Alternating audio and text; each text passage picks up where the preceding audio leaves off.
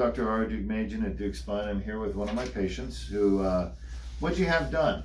I had the 3 different stages of, what do you call it, titanium rods put in my back. So your lower back had a fusion, decompression and fusion. Yes. And it was done about 6 months ago. And why'd you get that surgery done? Because I was starting to bend over, it was hurting, just real pain. Now I have none.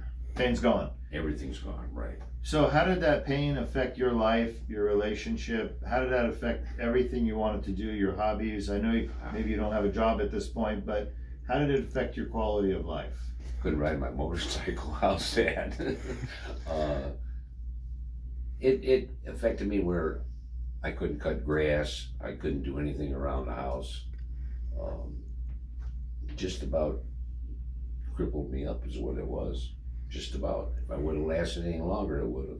Kind of steals our dignity, doesn't it? When you Yes, have it that does. much pain, you can't do things that you should be doing or want to do. Yeah, definitely. But now I get around fine. I ride a motorcycle, just about anything else. So you happy you had it done? Oh yeah, absolutely. I'd recommend it to anybody.